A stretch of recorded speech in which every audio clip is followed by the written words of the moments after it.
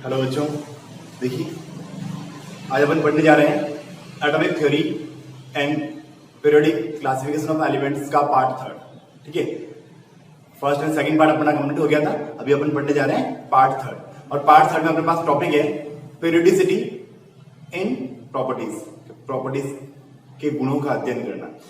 इसमें क्या होता है कि जो भी अपन एलिमेंट्स के बारे में पढ़ रहे थे, जो अपन पीरियोडिक टेबल पढ़ रहे थे, तो उसके अंदर जो भी एलिमेंट्स होते हैं, अगर अपन लेफ्ट टू राइट जा रहे हैं या राइट टू लेफ्ट जा रहे हैं, टॉप टू बॉटम जा रहे हैं या बॉटम टू टॉप जा रहे हैं, तो उनकी जो फिजिकल एंड केमिकल प्रॉपर्टीज होती है उनमें चेंजेस आते हैं। उनकी फिजिकल एंड केमिकल प्रॉपर्टीज में क्या आते हैं? चेंजेस आते हैं। तो उन चेंजेस को अपने को पढ़ना है, तो चेंजेस किस वजह से आते हैं और उनमें चेंजेस क्या क्या आते हैं। ठीक है, तो अभी अपन जो पार्ट पढ़ने जा रहे हैं, पार्ट थर्ड जो इसका है, वो उसमें फिजिकल एंड केमिकल प्रॉपर्टीज में चेंजेस के बारे में, कि अगर उन चेंजेस की वजह से कोई भी एलिमेंट्स का आकार इंक्रीज एंड डिक्रीज हो जाता है, उसकी इलेक्ट्रोनेगेटिविटी इंक्रीज या डिक्रीज हो जाती है, मेटेलिक प्रॉपर्टीज में चेंजेस आते हैं, ठीक है, वैलेंसीज में चेंजेस आते हैं, तो इनको अपन अभी पढ़ेंगे। ठीक है, तो सबसे पहले अपन बात करते हैं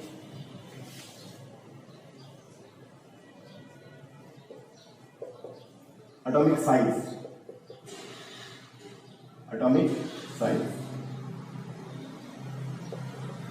देखिए किसी भी एटम की साइज को अपन कैसे आइडेंटिफाई करते हैं? साइज का मतलब क्या होता है? देखिए, जैसे अपन एक सर्किल ड्रॉ करते हैं, सेंटर पार्ट है, ये मैंने एक सर्किल ड्रॉ किया।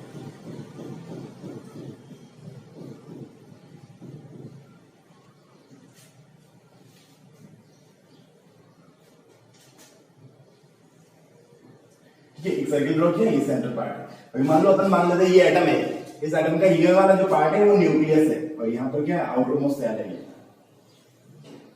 ये वाला जो इसका क्या है? आउटर मोस्ट सेल है। ठीक है, तो अपन एटम की साइज को कैसे आइडेंटिफाई करेंगे? एटॉमिक रेडियस के अकॉर्डिंग, परमाणु की त्रिज्या के अनुसार, उसकी परमाणु की त्रिज्या के अनुसार। परमाणु की त्रिज्या क्या होती है कि जो न्यूक्लियस से आउटर मोस्ट सेल के अंदर जो इलेक्ट्रॉन है उसके बीच की जो डिस्टेंस, न्यूक्लियस नाभिक से जो बाह्यतम कोश में उपस्थित इलेक्ट्रॉन है उनके बीच की जो दूरी जो होती है उसे अपन लोग क्या कहेंगे? एटॉमिक रेडियस कहेंगे।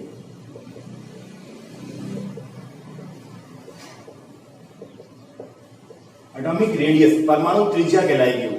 ठीक है, तो अभी अपन डिस्कस करते हैं परमाणु त्रिज्या के बारे में। और परमाणु त्रिज्या किसके ऊपर डिपेंड होती है? Atomic size. एटॉमिक साइज जो होती है डायरेक्ट डिपेंड होती है एटॉमिक रेडियस के अनुसार। अगर एटॉमिक रेडियस इंक्रीज तो atomic size increase, atomic radius decrease तो एटॉमिक साइज डिक्रीज। ठीक है, तो देखिए बात करते हैं अपन लोग, अगर पहली बात करते हैं एक पीरियड आवर। देखिए एक आवर्त के अंदर क्या है? एक आवर्त में अगर बाएं से दाएं जा रहे हैं अपन, जो अपनी पीरियोडिक टेबल अपने लास्ट पार्ट में पढ़ी थी, तो उसमें अगर अपन बाएं से दाएं जा रहे हैं, अगर बाएं से दाएं जाते हैं तो क्या होता है? नंबर ऑफ ऑर्बिट जो है वो तो इक्वल रहते हैं। नंबर ऑफ ऑर्बिट क्या होता है? इक्वल रहते हैं, लेकिन number of proton, number of electron, ये इंक्रीज हो जाता है। Number of proton and number of electron क्या हो जाते हैं? इंक्रीज हो जाते हैं। तो इनके इंक्रीज होने की वजह से ये जो न्यूक्लियस है, इस न्यूक्लियस का आउटर मोस्ट जो सेल में इलेक्ट्रॉन प्रेजेंट होते हैं उनके ऊपर जो आवेश, जो चार्ज लगता है वो ज्यादा लगने लग जाता है। तो प्रबल नाभिकीय आवेश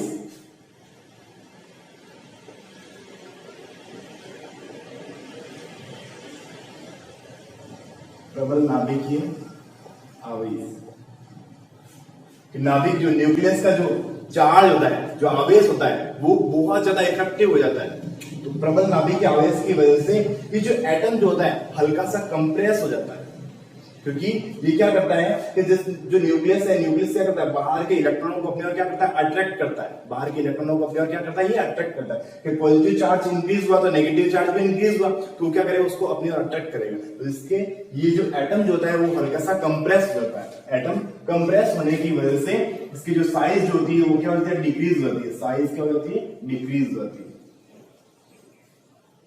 तो इस वजह से अगर अपन कोई भी एक पीरियड के अंदर, आवर्त के अंदर अगर बाएं से दाएं जाते हैं तो उसकी साइज में क्या होती है? कमी आती है। उसकी साइज क्या होती है? डिक्रीज हो जाती है। ठीक है, और अगर वही अगर बात करेंगे अपन, अगर दाएं से बाएं जाएंगे तो साइज क्या हो जाएगी? इंक्रीज हो जाएगी। अगर दाएं से बाएं जाएंगे साइज क्या हो जाएगी? इंक्रीज हो जाएगी।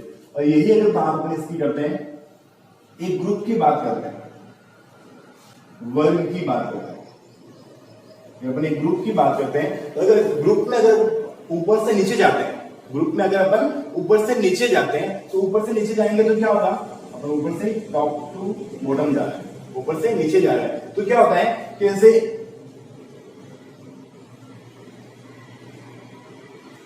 फर्स्ट सेल,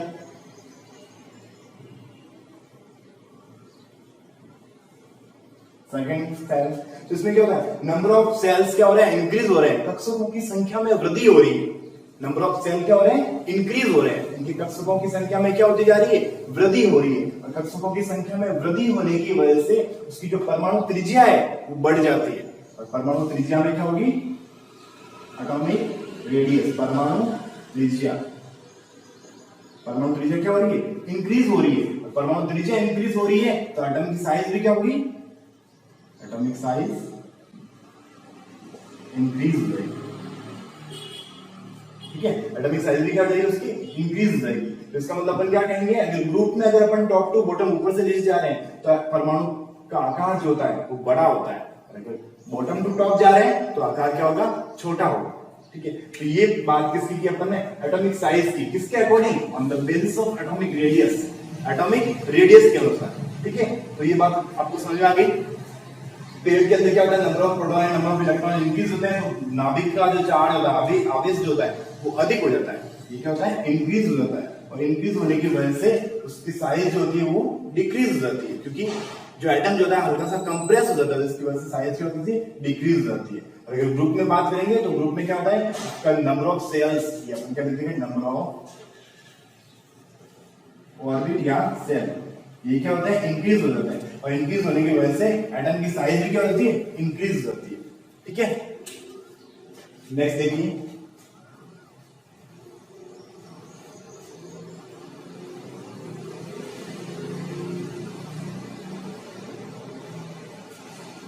नेक्स्ट आता अपने पास में सेकंड, फर्स्ट अपने एटॉमिक रेडियस पढ़ा है, सेकंड आता अपने पास में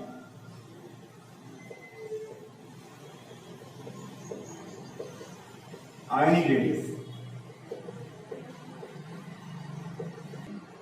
आयनिक रेडियस में लोग क्या पढ़ना है, सबसे पहले बात करते हैं अपन लोग आयन की, क्या आयन क्या होता है, सबसे पहले बात करते हैं अपन लोग आयन की। देखिए आयन का फॉर्मेशन कैसे होता है, कोई भी तत्व जो होता है अगर इलेक्ट्रॉन का दान करता है या इलेक्ट्रॉन को ग्रहण करता है, कोई भी तत्व इलेक्ट्रॉन का दान करे या इलेक्ट्रॉन को ग्रहण करे तो आयन को बना देता है, तो वो किसका फॉर्मेशन करता है, आयन का फॉर्मेशन करता है।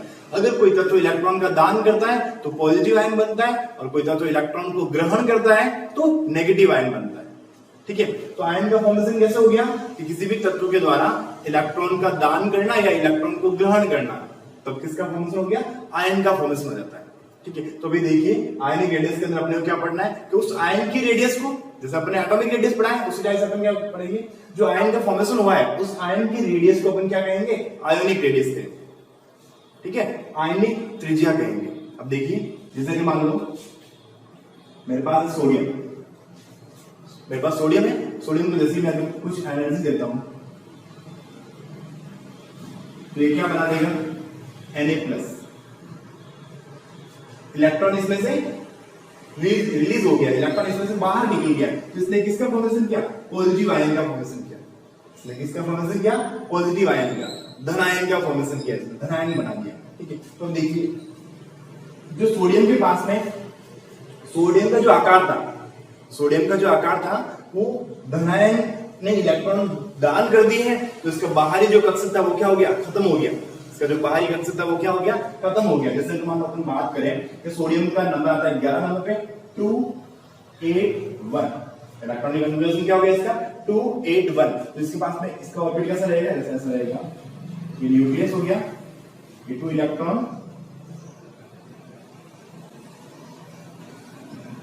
2 3 4 5 6 7 8 ये 1 इलेक्ट्रॉन, ठीक है। तो इस टाइप से इसकी स्ट्रक्चर रहेगी, लेकिन Na+ की स्ट्रक्चर क्या रहेगी, इसका न्यूक्लियस हो गया, 2 इलेक्ट्रॉन 1 2 3 4 5 6 7 8, फर्स्ट ऑर्बिट के अंदर 2 इलेक्ट्रॉन ही फील कर सकते हैं मैक्सिमम, और सेकंड ऑर्बिट के अंदर 8 इलेक्ट्रॉन फील कर सकते हैं। तो मेरे पास में 2 और 8 10 हो गए, और ये हो गया इसका कंप्लीट। तो इसका मतलब इसकी कंपैरिजन में जो पॉजिटिव आयन है इसका आकार क्या रहेगा, कम होता है। जो मेन एलिमेंट है उसकी कंपैरिजन में पॉजिटिव आयन का आकार क्या रहेगा, कम रहेगा, क्योंकि इसके जो बाहरी जो इलेक्ट्रॉन्स थे, जो बाहरी आउटर साइड में इलेक्ट्रॉन थे, उसका क्या कर दिया, रिलीज कर दिया, डोनेट कर दिया। इसकी वजह से का आकार क्या रहेगा, छोटा रहेगा। इसलिए बोलते हैं कि हमेशा अपने संगत परमाणु से धनायन का आकार क्या होता है, छोटा होता है। हमेशा अपने संगत परमाणु से धनायन का आकार क्या होता है, छोटा होता है। तो जो भी पॉजिटिव आयन जो बनता है उसका शेप, जो उसका आकार जो रहेगा वो क्या रहेगा, कम रहेगा अपने मेन एलिमेंट्स। वही अगर बात करें अपन लोग, जैसे मान लो क्लोरीन है, तो मान लो क्लोरीन लिया अपन ने, तो क्या करेगा, इलेक्ट्रॉन को गेन किया इसने, और क्या बना दिया इसने, Cl माइनस बना दिया। क्या बना दिया, Cl माइनस बन गया प्लस। ठीक है, तो अभी क्या हो गया, इसने इलेक्ट्रॉन को क्या किया, गेन किया। इसने इलेक्ट्रॉन को क्या किया है, गेन किया। जैसे इसने इलेक्ट्रॉन डोनेट किया तो इसने इलेक्ट्रॉन क्या किया, गेन किया, और गेन करके इसने Cl माइनस बना दिया। मतलब इसने इलेक्ट्रॉन इसके पास में एक्स्ट्रा आ गए, Cl माइनस के पास में इलेक्ट्रॉन क्या आ गए, एक्स्ट्रा आ गए। तो इसका मतलब इसके अनुसार अपन क्या देखेंगे कि जो क्लोरीन का मेन एटम है, क्लोरीन का जो मेन एटम है, इसकी कंपैरिजन में Cl माइनस का आकार क्या रहेगा, बड़ा रहेगा। इसकी कंपैरिजन Cl माइनस का आकार क्या रहेगा, बड़ा रहेगा। जो नेगेटिव चार्ज होता है, जो नेगेटिव आयन जो होता है वो हमेशा क्या रहेगा,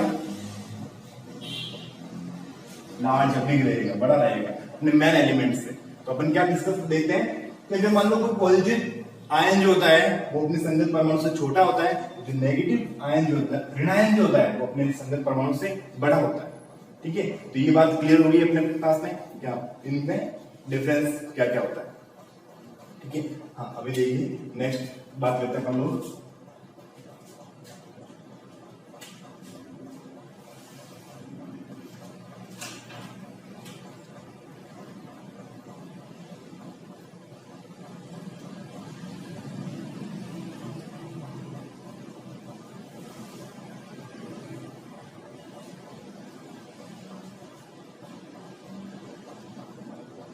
देखिए अभी पढ़ना अपने को covalent radius and wonder Waals radius.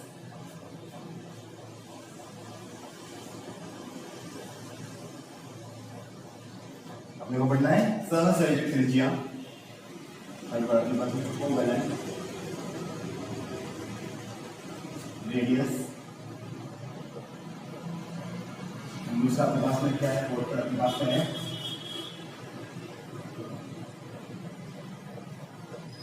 Wonder walls radius. ठीक है, सहसंयोजक त्रिज्या एंड वंडर वॉल त्रिज्या। ठीक है, तो देखिए सहसंयोजक त्रिज्या क्या होती है, कोई भी बंधित परमाणु, कोई भी बंधित अणु बोल सकते हैं, इसके अंदर दो परमाणु जो होते हैं बंधित होते हैं। जैसे ये परमाणु है और ये परमाणु, दोनों परमाणु एक दूसरे के ऊपर ओवरलैपित है, ऐसे बंधित है। दो परमाणु एक दूसरे के ऊपर क्या ऐसे बंधित है। इस बंधित परमाणु के अंदर दोनों नाभिकों के मध्य की दूरी जो होती है, ये दोनों नाभिकों के बीच की दूरी, दोनों नाभिकों की जो मध्य की दूरी होती है उसका अपन हाफ कर देते हैं, हाफ कर देते हैं। तो ये जो होगी वो इसकी क्या होगी, रेडियस होगी। इसे अपन क्या कहेंगे, कोवेलेंट रेडियस कहेंगे। इसे अपन क्या कहेंगे, कोवेलेंट रेडियस कहेंगे। ये जो कोई भी बंधित परमाणु जो होते हैं, दो बंधित परमाणुओं के दोनों नाभिकों के बीच की दूरी का आधा क्या कहलाएगा, कोवेलेंट रेडियस कहलाएगा। उसको अपन क्या कहेंगे, कोवेलेंट रेडियस कहेंगे। ठीक है, लेकिन अगर वही अपन वंडर वॉल की बात करें तो किसी भी ठोस अवस्था के अंदर जो अनाबंधित परमाणु जो होते हैं, जो एक दूसरे के ऊपर ओवरलैपित नहीं है, अनाबंधित परमाणु है, इनके बीच की जो दूरी होती है, नाभिकों के बीच की दूरी, उसका आधा जो होगा, उसका आधा, देखिए इसको लाइन को स्ट्रेट ड्रॉ करते हैं, इसका जो आधा होगा, ये वाली जो रेडियस बनेगी, ये रेडियस क्या कहलाएगी अपने पास में, वंडर वॉल रेडियस कहलाएगी, वंडर वॉल रेडियस कहलाएगी। तो इसका मतलब क्या हो गया कि कोवेलेंट रेडियस के अंदर क्या होता है, दोनों एक दूसरे के ऊपर ऐसे ओवरलैप्ड रहते हैं, तो ये बंधित होते हैं, ये बॉन्डेड होते हैं, बंधित होते हैं, ये अनाबंधित होते हैं। और ये ठोस अवस्था का पार्ट है, ठीक है। तो इसका मतलब क्या हो गया, ये जो इनके बीच की दूरी का आधा वैन डर वाल रेडियस और इनके बीच की दूरी का आधा कोवेलेंट रेडियस, दोनों की डेफिनेशन सेम है, लेकिन इसमें डेफिनेशन जो कोवेलेंट रेडियस होती है वो हमेशा क्या होती है, छोटी होगी। तो अपन क्या कंक्लूजन निकालेंगे, अपने पास में कंक्लूजन क्या आता है कि वैन डर वाल रेडियस जो होती है हमेशा क्या होती है, बड़ी होती है कोवेलेंट रेडियस से। वैन डर वाल रेडियस जो होती है हमेशा क्या होती है, बड़ी होती है कोवेलेंट रेडियस से, ठीक है। तो ये क्लियर हो गया अपने पास में क्या कोवेलेंट रेडियस क्या होती है और वैन डर वाल रेडियस क्या होती है। तो देखिए ये त्रिज्या वाला पार्ट अपने पास में कंप्लीट हो गया है।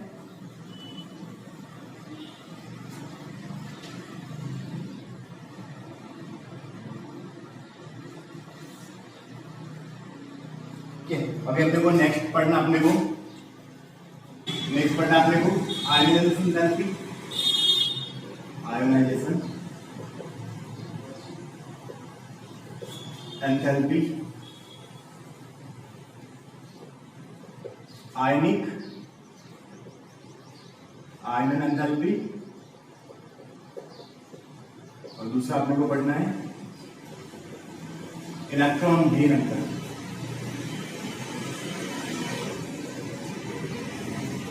इलेक्ट्रॉन गेन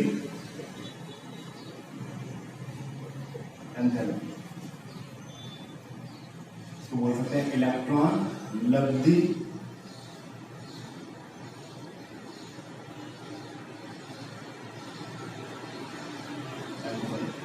देखिए क्या होता है दोनों में डिफरेंस, नाम से देखिए आयनाइजेशन एंथैल्पी और इलेक्ट्रॉन गेन एंथैल्पी, आयनन एंथैल्पी एंड इलेक्ट्रॉन लब्धि एंथैल्पी।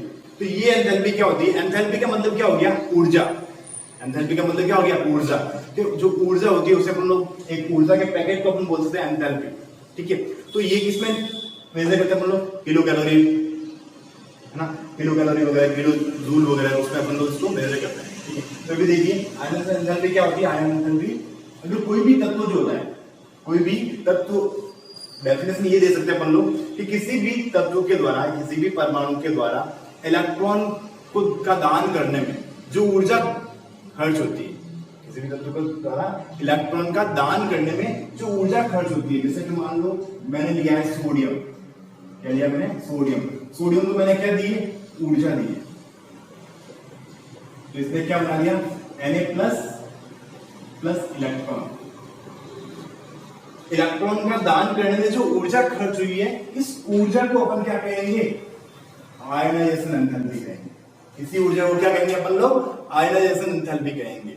और हमेशा ये ध्यान रखें कि अगर ये जो ऊर्जा है ये प्रथम आयन एंथैल्पी कहलाएगी। जो फर्स्ट एक इलेक्ट्रॉन को बाहर निकालने में जो ऊर्जा दी जाती है वो प्रथम आयन एंथैल्पी कहलाएगी, और उसी में से दो इलेक्ट्रॉन को बाहर निकालने में जो ऊर्जा दी जाएगी वो द्वितीय आयन एंथैल्पी कहलाएगी। और अगर वही अपन तीन की बात करेंगे तो तृतीय आयन एंथैल्पी हो जाएगी। और इन ऊर्जाओं का मान हमेशा क्या होता है, बढ़ता है। प्रथम आयन एंथैल्पी से द्वितीय आयन एंथैल्पी का मान बढ़ेगा और उससे भी तृतीय आयन एंथैल्पी का मान और बढ़ेगा, ठीक है। अब देखिए अगर अपन एक आवर्त के अंदर बाएं से दाएं जाते हैं, आवर्त में कहा जा रहे हैं अपन लोग, ये अपन बात करते हैं आवर्त की, आवर्त में अपन बाएं से दाएं जाते हैं तो आयनाइजेशन एंथैल्पी का मान क्या होगा, बढ़ेगा, क्योंकि आकार छोटा होगा, तत्व का आकार क्या हो जाएगा, छोटा होता जाएगा। प्रबल नाभिकीय आवेश के कारण तत्व का आकार छोटा हो जाएगा और उसमें से इलेक्ट्रॉन को बाहर निकालने में अपने को ज्यादा ऊर्जा देनी पड़ेगी। किसी भी तत्व को अपन आवर्त में बाएं से दाएं जाएंगे तो प्रबल नाभिकीय आवेश के कारण उस तत्व का आकार जो होगा वो क्या हो जाएगा, छोटा हो जाएगा, वो तत्व हल्का सा संकुचित हो जाएगा। तो छोटा होने की वजह से उस तत्व में से इलेक्ट्रॉन निकालने में अपने को ज्यादा ऊर्जा देनी पड़ती है। एक बड़ी लकड़ी को तोड़ना है, एक छोटी लकड़ी को तोड़ना है, तो छोटी लकड़ी को तोड़ने में अपने को ज्यादा ऊर्जा देनी पड़ती है, ठीक है। तो इसलिए क्या होगा, इसका आकार क्या, इसका मान क्या होगा, बढ़ेगा, ठीक है। और वही अगर अपन बात करें इलेक्ट्रॉन गेन एंथैल्पी की बात करें तो इलेक्ट्रॉन गेन एंथैल्पी क्या है, इलेक्ट्रॉन गेन हो रहा है, इलेक्ट्रॉन क्या हो रहा है, गेन हो रहा है, Cl इलेक्ट्रॉन गेन हुआ, क्या बना दिया इसने, Cl माइनस प्लस एनर्जी, ऊर्जा, ठीक है। तो किसी भी तत्व के द्वारा इलेक्ट्रॉन को ग्रहण करने में जो ऊर्जा उत्सर्जित होती है, किसी भी तत्व के द्वारा इलेक्ट्रॉन ग्रहण करने में जो ऊर्जा उत्सर्जित होती है उसे अपन लोग क्या कहेंगे, इलेक्ट्रॉन लब्धि एंथैल्पी कहेंगे। उसे अपन लोग क्या कहेंगे, इलेक्ट्रॉन लब्धि एंथैल्पी, इलेक्ट्रॉन गेन एंथैल्पी कहेंगे। इस तत्व ने इलेक्ट्रॉन को ग्रहण किया, क्लोरीन ने क्या किया, इलेक्ट्रॉन को ग्रहण किया है, तो इसने क्या किया, ऊर्जा का उत्सर्जन किया है। तो इस ऊर्जा को अपन लोगों ने क्या नाम दिया, इलेक्ट्रॉन लब्धि एंथैल्पी। ठीक है, तो ये बात क्लियर होगी। इसमें भी क्या होता है, अगर आवर्त में अपन बाएं से दाएं जाते हैं, आवर्त में बाएं से दाएं जाएंगे अपन, तो इलेक्ट्रॉन गेन एंथैल्पी का मान क्या होगा, बढ़ेगा। इलेक्ट्रॉन गेन एंथैल्पी का मान क्या होगा, इसमें बढ़ेगा। ठीक है, तो ये क्लियर हो गया, आयनाइजेशन एंथैल्पी है, इलेक्ट्रॉन गेन एंथैल्पी। ठीक है, ionisation enthalpy and electron gain enthalpy, topic clear हो गया। दोनों की डेफिनेशन आप लोग प्रॉपर ध्यान रखें। डेफिनेशन क्या रहेगी, इसमें डेफिनेशन क्या रहेगी कि किसी भी तत्व के द्वारा इलेक्ट्रॉन का उत्सर्जन करने में जो ऊर्जा दी जाती है वो आयन एंथैल्पी कहलाएगी। और इसमें क्या रहेगी, किसी भी तत्व में इलेक्ट्रॉन ग्रहण होते समय जो ऊर्जा उत्सर्जित होती है उसे क्या कहेंगे, इलेक्ट्रॉन लब्धि एंथैल्पी कहेंगे। क्लियर हो गया ये टॉपिक। ठीक है, हाँ अब देखिए नेक्स्ट टॉपिक आता है पास में। और ये बात आप लोग ध्यान रखें कि आवर्त में अगर बाएं से दाएं जाएंगे, ऊपर से नीचे जाने पर इनके मान कैसे प्रभावित होते हैं, इन बातों का आप लोगों को ध्यान रखना है। अपने पास मेन टॉपिक अपने पास रहेगा प्रबल नाभिकीय आवेश। प्रबल नाभिकीय आवेश की वजह से ये इतना सब कुछ चेंजेस हो रहा है। ठीक है, नेक्स्ट आता अपने पास में वैलेंसी।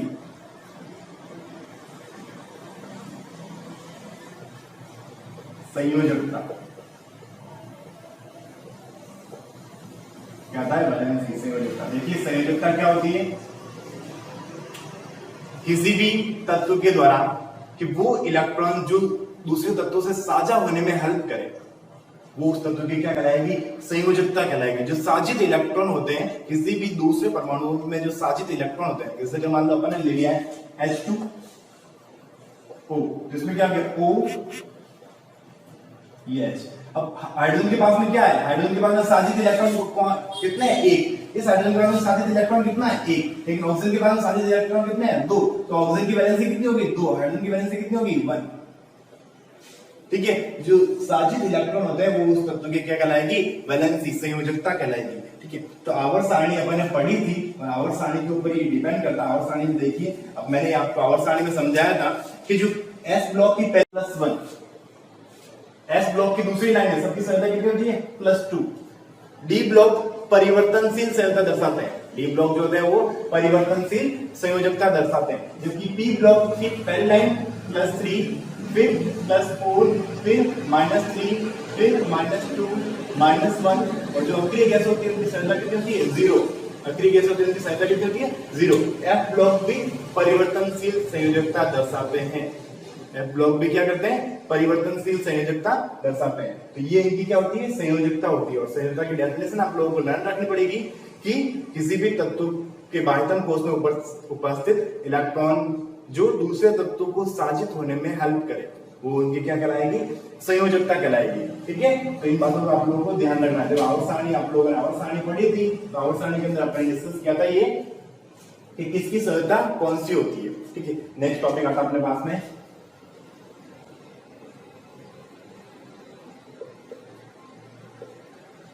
विद्युत ऋणता।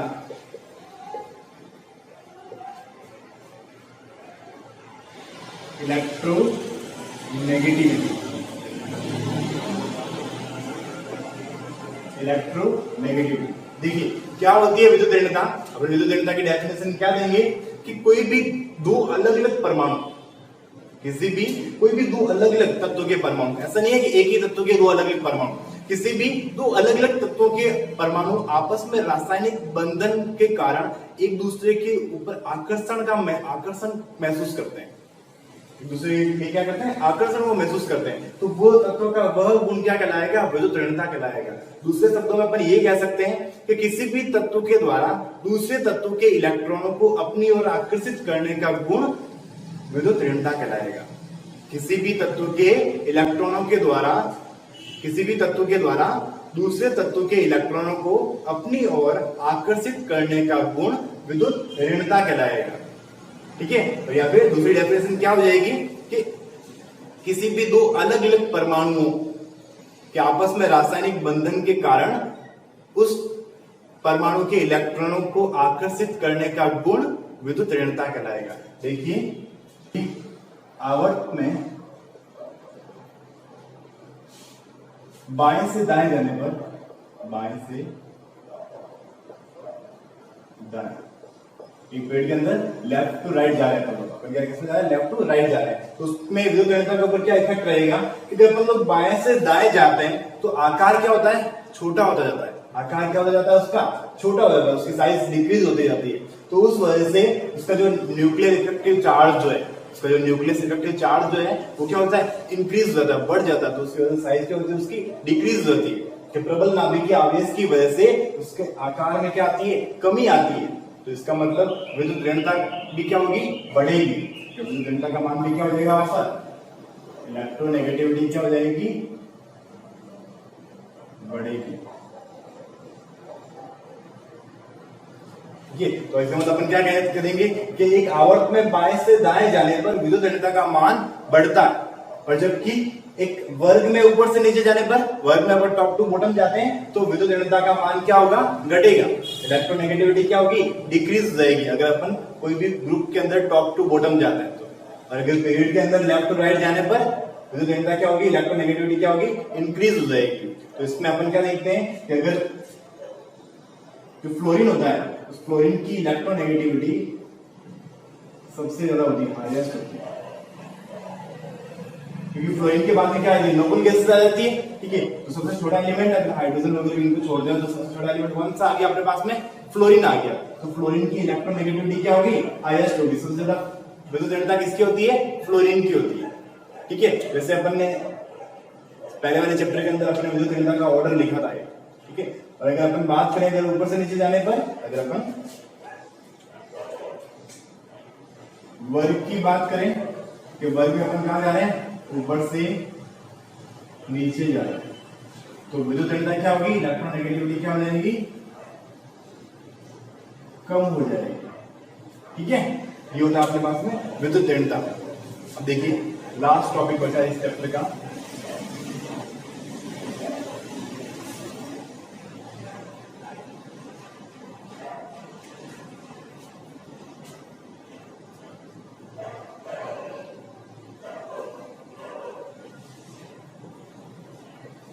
धात्विक एंड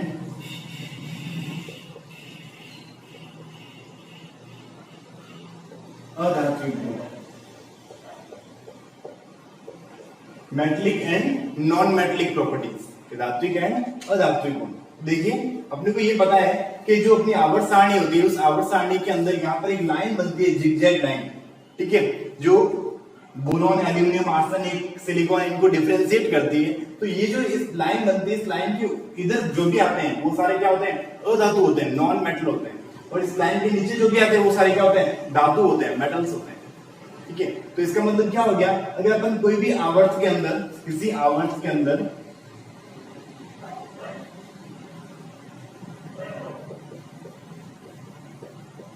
बाएं से दाएं जाते हैं तो धात्विक गुण क्या होंगे, अगर धात्विक गुणों की बात करें, धात्विक गुण क्या होंगे, घटते हैं,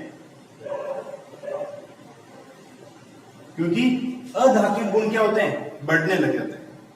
अधात्विक गुण क्योंकि अपन बाएं से दाएं जाएंगे तो इधर तो सारे अधातु आते हैं और इधर सारे धातु आते हैं, तो इस साइड से इस साइड जाएंगे अपन तो धात्विक गुण क्या होंगे अपने पास में, घटेंगे।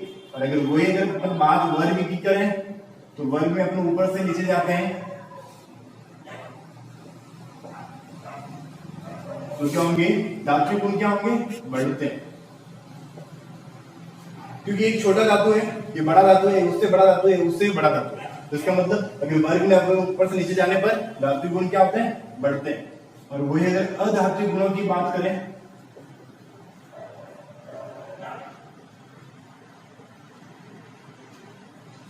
अधात्विक गुण में क्या होगा, अगर आवर्त में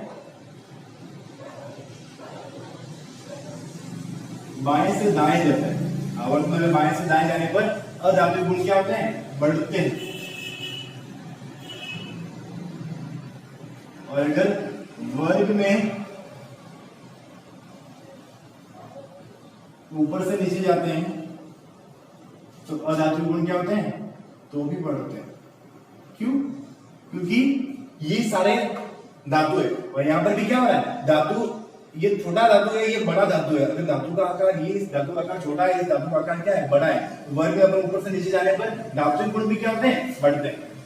अधात्विक गुण, धात्विक गुण तो बढ़ते ही है, लेकिन अधात्विक गुण भी क्या होते हैं, बढ़ते हैं। तो ये होता है अपने पास में धात्विक और अधात्विक गुण। और धातु और अधातु को बीच में डिफरेंशिएट करने के लिए एक जिगजैग लाइन होती है, उस लाइन के ऊपर जो आते हैं उन्हें अपन लोग क्या बोलते हैं, उपधातु बोलते हैं, मेटलॉइड्स बोलते हैं।